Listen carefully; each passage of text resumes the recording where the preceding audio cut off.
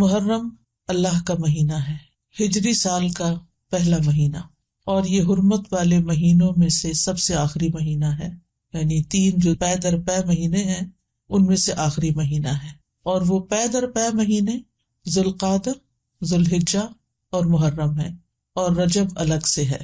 مہینوں کی گنتی کے بارے میں سورۃ التوبہ میں اللہ سبحانہ وتعالیٰ ارشاد فرماتے ہیں، بے شک مہینوں کی گنتی اللہ کے نزدیک اللہ کی کتاب میں 12 مہینے ہیں، جس دن اس نے آسمان اور زمین کو پیدا کیا، یعنی اس دن سے اللہ نے 12 مہینے بنائے۔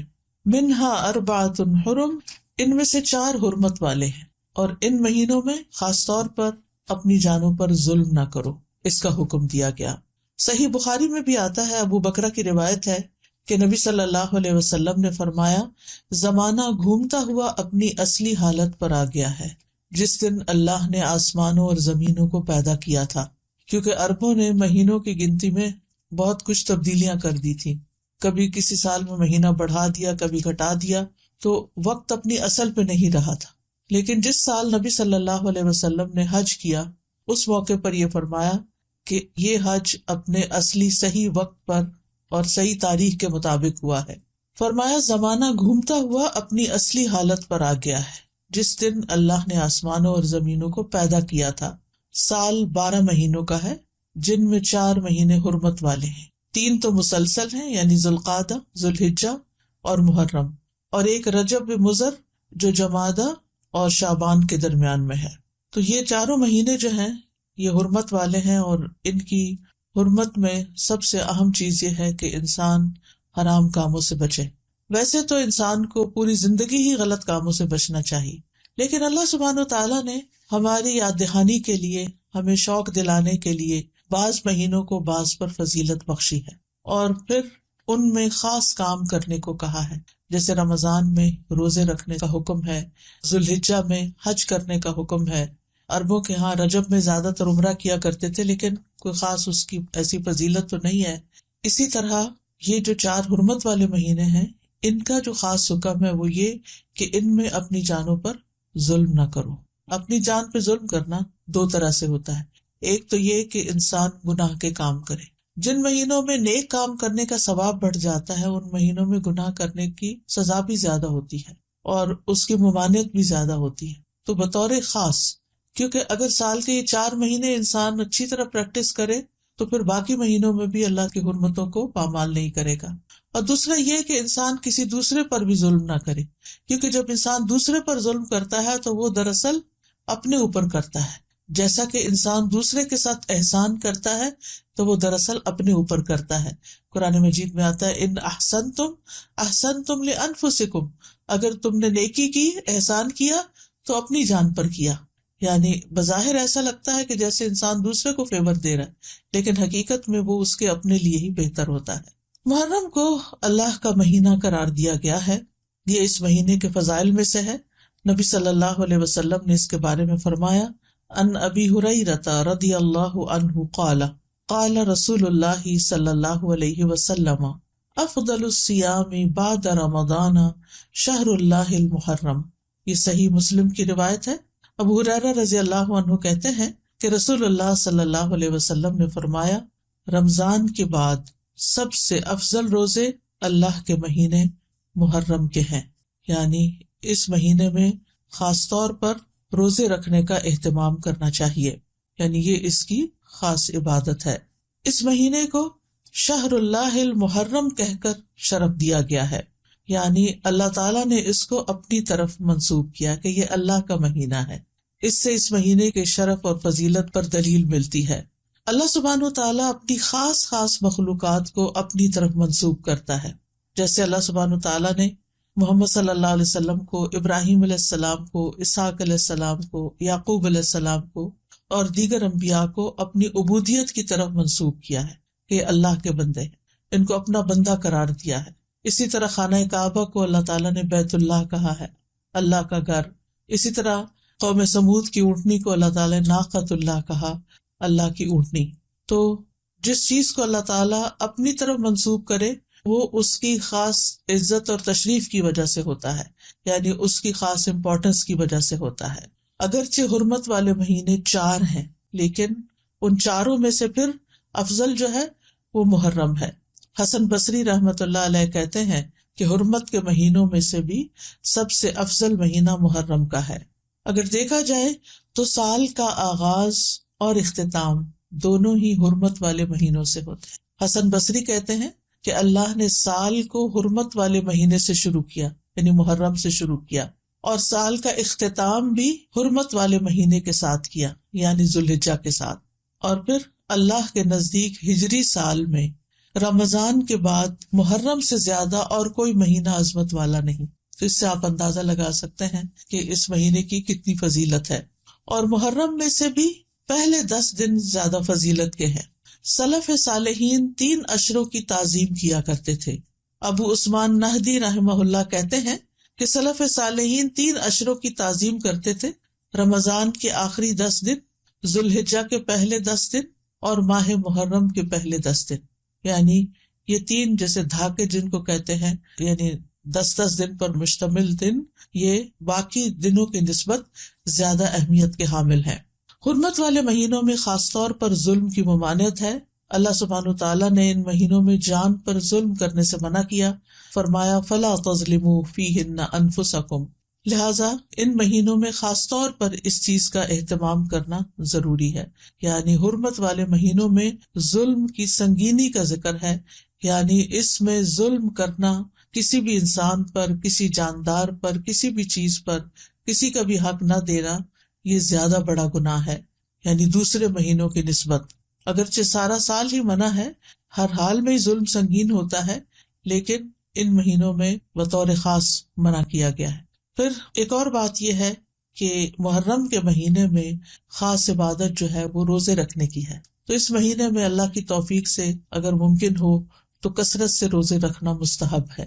روزوں کے اعتبار سے رمضان کے بعد سب سے افضل مہینہ ہے۔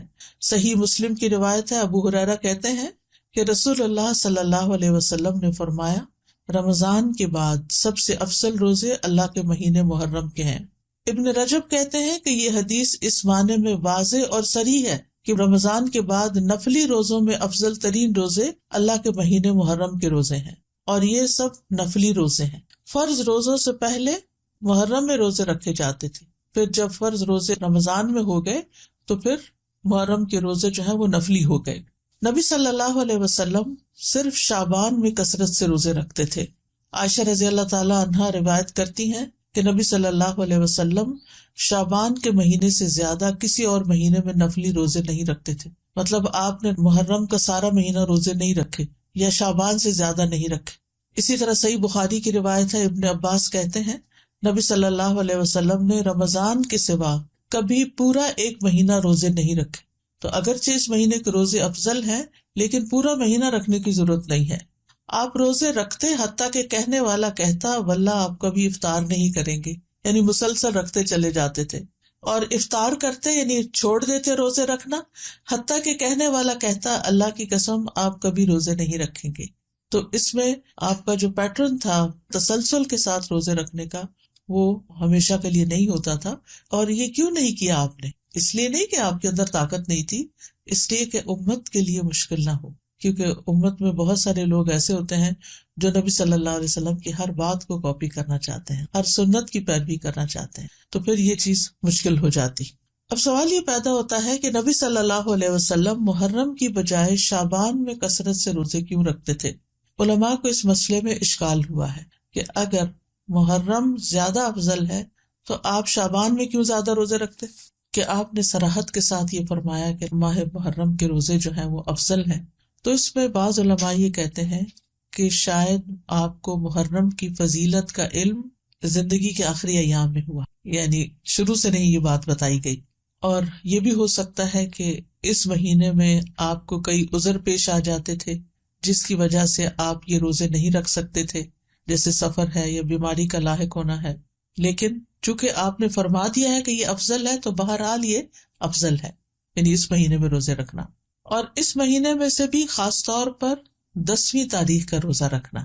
جمہور علماء کے نزدیک عاشورہ محرم کا 10واں دن ہے، اور اس دن روزہ رکھنا جو ہے وہ مستحب ہے۔ اور عاشورہ ایک اسلامی نام ہے جاہلیت میں یہ نام معلوم نہیں تھا، کوئی اسے جانتا نہ تھا، یعنی اس وقت 10 محرم کو عاشورہ نہیں کہتے تھے. تو عاشورہ کا روزہ جو ہے یہ مستحب ہے اور اس کی بہت فضیلت ہے. صحیح مسلم میں آتا ہے رسول اللہ صلی اللہ علیہ وسلم نے فرمایا، اور یوم عاشورہ کا روزہ میں امید رکھتا ہوں کہ پچھلے سال کے گناہوں کا کفارہ بن جائے گا، پچھلے سال کے گناہوں کا کفارہ بن جائے گا. ان یکفر السنۃ التی قبلہ. اب یہ گناہوں میں سے کیا مراد ہے؟ اس کے بارے میں آتا ہے کہ عاشورہ کا روزہ تمام صغیرہ گناہوں کا کفارہ بنتا ہے اور کبیرہ گناہوں میں کمی کا باعث بنتا ہے، یعنی اس میں تخفیف ہوتی. کبیرہ گناہوں کا کفارہ نہیں بنتا. مثلا اگر کسی نے کسی کو قتل کر دیا، اللہ نہ کرے، یا اسی طرح کوئی شراب پیتا ہے یا کوئی زنا کرتا ہے یا کوئی اور اس طرح کے بڑے بڑے گناہوں کے کام کرتا ہے اور وہ کہے کہ میں عاشورہ کا روزہ رکھ لوں گا اور میرا سب کچھ معاف ہو جائے گا، تو ایسا نہیں ہے. کبیرہ گناہوں پر حدود بھی ہیں، کبیرہ گناہوں پر بعض اوقات کفارہ بھی ہے، توبہ ہے، یعنی ان کا معاملہ الگ ہے. لیکن چھوٹے چھوٹے گناہ جو انسان سے ہو جاتے ہیں، کوتاہیاں ہو جاتی ہیں، غفلتیں ہو جاتی ہیں، تو ان کا کفارہ جو ہے وہ 10 محرم کے روزے سے ہوتا ہے، 1 سال کا. اور اگر کسی کے اعمال نامے میں صغیرہ گناہ نہ ہو، خوش قسمت ہو، تو پھر اس کے اعمال نامے میں اس روزے کے بدلے نیکیاں لکھ لی جاتی ہیں اور اس کے درجات بلند کر دیے جاتے ہیں. اور پھر اگر کسی کا کوئی ایک آدھ کبیرہ گناہ ہو، جیسے والدین کو ستانا ہے یا کوئی اور اس طرح کے کام ہے، یا غیبت کر لی کسی نے، کسی پہ الزام لگا دیا ناسمجھی میں، کچھ ہوتے ہیں جان بوجھ کے کرنا، کچھ ہوتے ہیں کہ ایسی منہ سے بات نکل جاتی، یعنی آپ کا ارادہ نہیں تھا کہ کسی کی آپ برائی کریں، لیکن کسی نے آپ کے سامنے کسی کی شکایت کی تو آپ نے بھی کوئی ساتھ جملہ بول دیا. کئی دفعہ ایسے ہوتا ہے نا کہ ہاں وہ تو ہے ہی ایسا، آپ نے تائید کر دی. تو اب بہرحال آپ نے کسی کی برائی تو کر ہی دی، تو ہو سکتا ہے کہ کسی کے اعمال نامے میں بہت زیادہ ایسی چیزیں نہ ہوں، خال کبھی کبھار کی ہوئی ہوں، تو پھر امید کی جا سکتی ہے کہ اس کے لیے ان گناہوں سے بھی کفارے کا باعث بنے گا. پھر اہل و عیال اور اپنے ماتحت لوگوں کو بھی اس دن روزہ رکھوانا چاہیے، یعنی صرف آپ خود ہی نہ رکھ لیں، اپنے بچوں کو بھی کہیں، گھر میں بھی بتائیں، رشتے داروں کو بتائیں، اوروں کو بھی قائل کریں. یعنی انسان کو چاہیے کہ اپنے اہل و عیال اور جن لوگوں کی ذمہ داری اس پہ عائد ہوتی ہے ان کے بارے میں اس روزے کے حوالے سے خاص خیال رکھیں. سحری کے لیے ان کو جگائیں، ان کو سحری بنا کے دیں، ان کو روزہ رکھنے پر مدد کریں، تو ان کا بھی ثواب آپ کو مل جائے گا. ربیہ بنت معوذ رضی اللہ عنہما سے روایت ہے، وہ کہتی ہیں کہ نبی صلی اللہ علیہ وسلم نے عاشورہ کے دن صبح کے وقت انصار کی بستیوں میں یہ پیغام بھیجا کہ جس نے آج روزہ نہ رکھا ہو وہ باقی دن کچھ نہ کھائے، اور جس نے روزہ رکھا ہو وہ روزے سے رہے. یعنی جس نے تو صبح سے کچھ نہیں کھایا وہ اب کچھ نہ کھائے، اور جس نے اگر کچھ کھا بھی لیا باقی دن کا روزہ رکھ لے. یعنی اتنی تاکید ہے. ربیہ کہتی ہیں کہ اس حکم کے بعد ہم عاشورہ کا روزہ رکھتی تھیں اور اپنے بچوں کو بھی رکھواتی، نیز انہیں بہلانے کے لیے ہم روئی کے کھلونے بنا دیتی. جب ان میں سے کوئی کھانے کے لیے روتا تو ہم اسے وہ کھلونا دے دیتی یہاں تک کہ افطار کا وقت آ جاتا، یعنی بہلا پسلا کے بچوں کو بھی روزہ رکھوا دیتی. تو اس سے اندازہ کریں کہ اس روزے کی کتنی اہمیت ہے. پھر اسی طرح اہل کتاب بھی یہ روزہ رکھا کرتے تھے، یعنی جو مدینہ میں یہودی تھے وہ بھی یہ روزہ رکھتے تھے. تو نبی صلی اللہ علیہ وسلم نے ان کی مخالفت کرتے ہوئے 10ویں کے ساتھ 9ویں کے روزے کو بھی مستحب قرار دیا. صحیح مسلم میں ہے، عبداللہ بن عباس کہتے ہیں کہ جب رسول اللہ صلی اللہ علیہ وسلم نے یوم عاشورہ کا روزہ رکھا اور اس دن روزہ رکھنے کا حکم دیا تو صحابہ نے عرض کی، اللہ کے رسول، یہی دن ہے جس کی یہود و نصارہ تعظیم کرتے ہیں، یعنی ان کے نزدیک بھی یہ دن بڑا امپورٹنٹ ہے. اس پر رسول اللہ صلی اللہ علیہ وسلم نے فرمایا، جب آئندہ سال ہوگا تو اگر اللہ نے چاہا ہم 9ویں دن کا بھی روزہ رکھیں گے. اس کے بعد آئندہ سال نہیں آیا کہ رسول اللہ صلی اللہ علیہ وسلم وفات پا گئے. دوسری روایت میں یہ الفاظ ہیں، عبداللہ بن عباس کہتے ہیں کہ رسول اللہ صلی اللہ علیہ وسلم نے فرمایا، اگر میں آئندہ سال تک زندہ رہا تو لازماً 9ویں کا روزہ رکھوں گا. ابو بکر کی روایت میں ہے، ابن عباس نے کہا آپ کی مراد عاشورہ کے دن سے تھی، یعنی 10ویں کی بجائے 9ویں کا رکھوں گا، یہ بھی مراد لی گئی. لیکن بہتر یہی ہے کہ وہ 10ویں، کیونکہ اس پر آپ کا قول ہے کہ وہ پورے سال کے گناہوں کا کفارہ ہے، اور اس کے ساتھ 9ویں کا روزہ رکھ لیا جائے تاکہ 2 دن ہو جائیں. اور جو 9 محرم کا روزہ نہ رکھ سکے تو وہ 10ویں کے ساتھ 11ویں کا روزہ رکھ لے. اور اس دفعہ تو جمعرات کا روزہ آ رہا ہے 8 کو شاید، پھر اس کے بعد 9ویں کا آ جائے گا، پھر 10ویں کا آ جائے گا، پھر 11ویں کا آ جائے گا، پھر اس کے بعد شاید منڈے آ جائے، پھر اس کے بعد ایام بیز آ جائیں تو جمعرات سے جمعرات تک پورا عشرہ ہی افضل بن جاتا ہے. اور اسی طرح چاند کی تاریخ میں غلطی کا اندیشہ ہو تو 3 دن روزہ رکھ لیں، 9، 10، 11 کو رکھ لیں. تو اس بات میں کوئی رکاوٹ نہیں کہ 10ویں تاریخ کے بارے میں احتیاط برتی جائے. بعض اوقات اختلاف مطالعے کی وجہ سے لوگ کنفیوژن کا شکار ہوتے ہیں، آپس میں جھگڑتے ہیں، آج 9ویں ہے یا آج 10ویں ہے، آج کیا ہے کیا نہیں. تو ایسی صورت میں اگر انسان ایک دن پہلے کا روزہ بھی رکھ لے تو کوئی حرج نہیں. بعض علماء کے نزدیک عاشورہ کے روزے کے 3 مراتب ہیں. پہلا، 3 دن روزے رکھنا. مرتبہ کا مطلب یہ کہ بلند درجہ ہے. 9ویں، 10ویں اور 11ویں کا روزہ رکھنا. اور اس بارے میں ایک ضعیف روایت بھی بیان کی جاتی ہے اور بعض سلف صالحین سے بھی وارد ہوا ہے کہ وہ احتیاط کے طور پر ایسا کرتے تھے. دوسرا درجہ کیا ہے؟ 9ویں اور 10ویں کا روزہ رکھنا. اکثر احادیث اس کی تائید کرتی ہیں اور اسی کے بارے میں سنت وارد ہوئی، جیسے میں نے پہلے حدیث بتائی آپ کو. اور تیسرا ہے صرف 10ویں کا روزہ رکھنا، اور ایسا کرنا جائز ہے، مکروہ نہیں ہے. یعنی جن کو اللہ تعالیٰ توفیق دے تو وہ اعلیٰ درجے کا کام کرے، 3 دن روزہ رکھے، 9ویں، 10ویں، 11ویں. جو 3 نہیں رکھ سکتے وہ کم از کم 2 دن کا رکھیں، 9ویں، 10ویں کا رکھیں یا 10ویں، 11ویں کا رکھیں. اور جن کے لیے بہت ہی مشکل ہے وہ کم از کم 10ویں تاریخ کا روزہ ضرور رکھ لیں. یہ بات واضح کرنا اس لیے ضروری ہے کہ اگر کوئی 9 اور 10 کا نہیں رکھ سکتا، صرف 10 کا رکھ رہا ہے، تو اس پر نکیر نہ کی جائے، اس کو برا بھلا نہ کہا جائے یا یہ نہ کہا جائے کہ تم نے غلط کیا. یہ غلط نہیں ہے، یہ درجے اور مرتبے ہیں.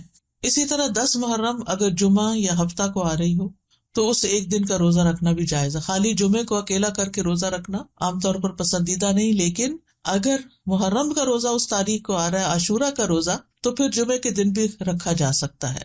پھر اسی طرح اگر فرض روزوں کی قضا باقی ہو، عموماً یہ کہا جاتا ہے نا کہ اگر آپ کے اوپر فرض روزے ہیں تو پہلے وہ پورے کریں پھر نفل پہ آئیں، لیکن اس روزے کی فضیلت کی وجہ سے آپ اس دن کا روزہ رکھ لیں، پھر اس کے بعد باقی قضا پوری کر لیں.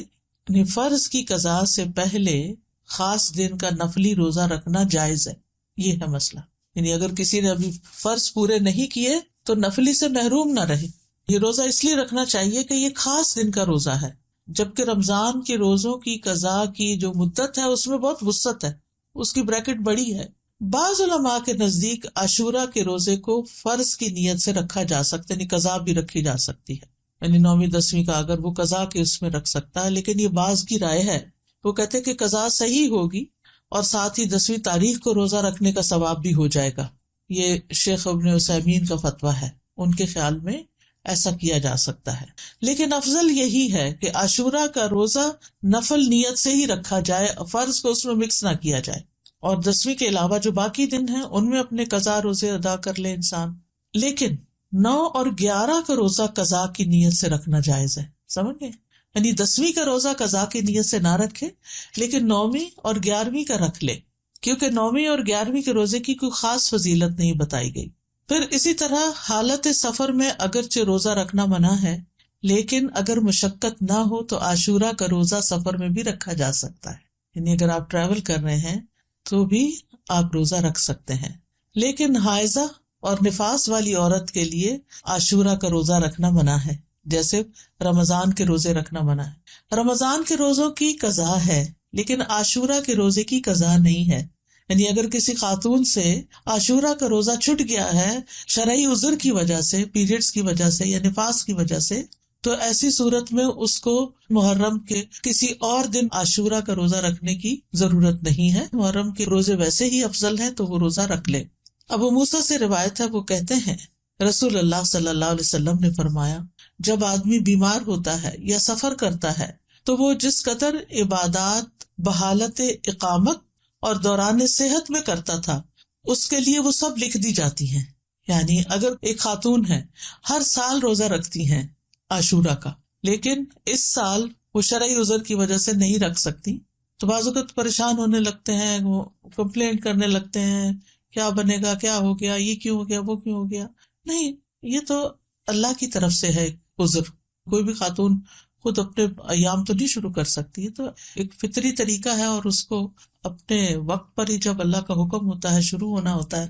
تو ایسی صورت میں اس کو یہ تسلی رکھنی چاہیے کہ میں نے صحت کی حالت میں جو روزے رکھے ہیں، انشاءاللہ اگر اس دفعہ میں عذر کی وجہ سے نہیں رکھ سکتی تو اللہ تعالیٰ مجھے اس کا بھی اجر دے دے گا. اس سے ایک بات یہ پتہ چلتی ہے کہ صحت کی حالت میں انسان کو جتنی نیکیاں ہو سکے کر لینی چاہیے تاکہ بیماری کے دنوں میں ان کا اجر لکھا جاتا رہے. یعنی انسان کو صحت کی حالت میں نیکیوں کا حریص ہونا چاہیے، اپنے معمولات بنانے چاہیے. یہ نہیں ہے پیزرلی کبھی کچھ کر لیا کبھی کچھ کر لیا، نہیں.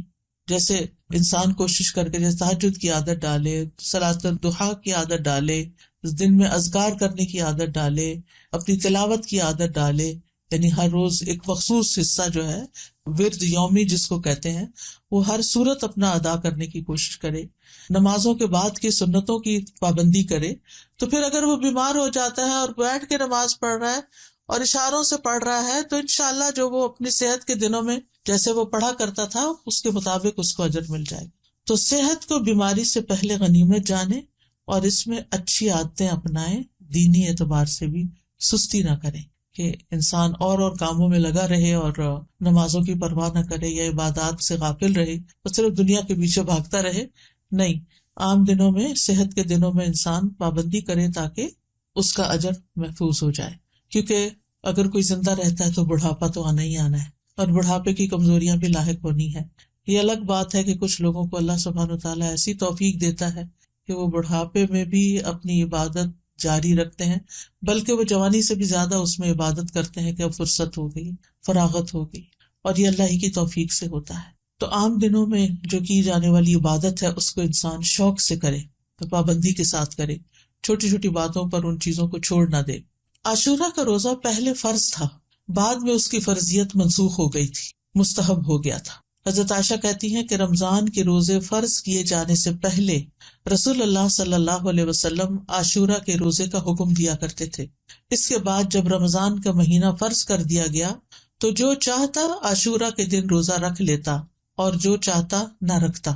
نبی صلی اللہ علیہ وسلم نے اس دن کو روزہ رکھنے کو پسند کیا، اسی لیے اس کو مستحب کہا جاتا ہے، پسندیدہ کہا جاتا ہے. معاویہ بن ابی سفیان کہتے ہیں میں نے رسول اللہ صلی اللہ علیہ وسلم سے اس دن کے بارے میں سنا، آپ فرما رہے تھے یہ عاشورہ کا دن ہے، اللہ نے تم پر اس کا روزہ فرض نہیں کیا، میں روزے سے ہوں، تم میں سے جو اس کا روزہ رکھنا پسند کرے وہ روزہ رکھے اور جو روزہ نہ رکھنا چاہے وہ نہ رکھے. یعنی نفلی روزہ ہے، اس لیے اگر کوئی نہیں رکھنا چاہتا تو میں اس کو پابند نہیں کرتا. تو فرض فرض ہے اور نفل نفل ہے. لیکن آپ جانتے ہیں کہ نوافل کے ادا کرنے سے بھی انسان اللہ کی محبت پاتا ہے. پھر ایک اور روایت کے مطابق آپ نے اس دن روزہ رکھنے کے بارے میں لوگوں کو اختیار دیا تھا. صحیح مسلم میں ہے، عبداللہ ابن عمر رضی اللہ عنہ سے روایت ہے کہ اہل جاہلیت عاشورہ کے دن کا روزہ رکھتے تھے اور رسول اللہ صلی اللہ علیہ وسلم اور مسلمانوں نے بھی رمضان کی فرضیت سے پہلے اس کا روزہ رکھا.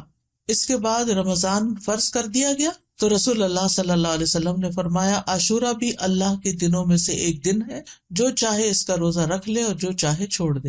لیکن یہ یاد رکھیے کہ عرفہ کا روزہ عاشورہ کے روزے سے افضل ہے.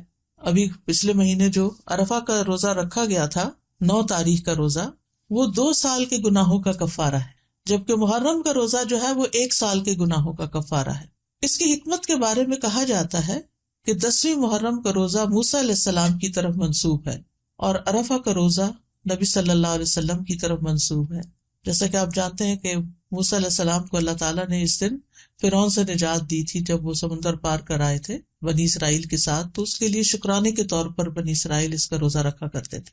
اور یہ ہماری شریعت کے خصائص میں سے ہے کہ نبی صلی اللہ علیہ وسلم کی طرف جو چیز منسوب ہو آپ کی برکت کی وجہ سے اس کا اجر زیادہ کر دیا جاتا ہے. ویسے بھی اس امت کے اجر باقی امتوں کے مقابلے میں زیادہ ہے. اسی طرح کچھ اور وجوہات بھی بتائی گئی ہیں اور یہ کہا جاتا ہے کہ عرفہ کا دن جو ہے وہ حرمت کے مہینوں میں سے درمیانی مہینے میں، اس سے پہلے بھی حرمت والا مہینہ، اس کے بعد بھی.